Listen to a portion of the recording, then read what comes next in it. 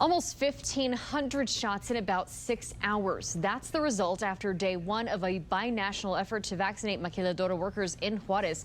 The goal is to vaccinate 50,000 workers to quicken the reopening of the borders and the lifting of travel restrictions. ABC 7's Dylan McKim is at the Tornillo port of entry live, and he has details about today's event. Dylan. Stephanie, media was not allowed inside to see the vaccinations today, as we weren't able to speak with workers as they were getting these most anticipated shots. But I was able to speak with officials who got to go inside. They tell me today was a very important day for the borderland region.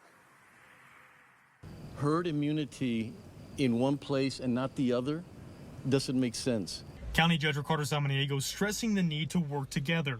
Although El Paso has done well getting vaccinated in large numbers, he says we can't forget about our neighbors to the south. Because as soon as the bridges open, then we're going to have regional herd immunity, or we need to focus on regional herd immunity. The border, closed for almost a year and a half, could possibly open again as soon as July 21st, unless officials extend the closure another month. El Paso's service and retail industries waiting for the day when Mexican shoppers can flood into town. That's why Judge Samaniego wants to help increase the vaccinations in Juarez to lessen the time until ports reopen. Right now in El Paso, more than 76% of people 12 and older are partially vaccinated. In Ciudad Juarez, that number of partial vaccinations is much lower, 18%.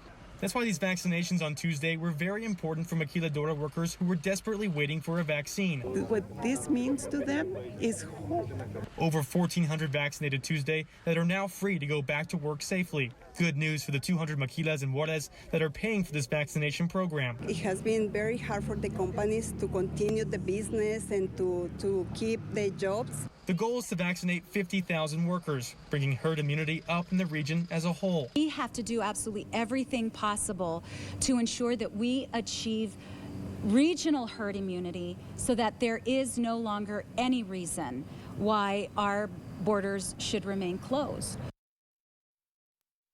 Even more good news today. A liaison for the Ciudad Juarez and El Paso governments tells me that Ciudad Juarez is expecting a shipment of 400,000 vaccines very, very soon. Reporting live in Tornillo, Dylan McKim. Stephanie, back to you.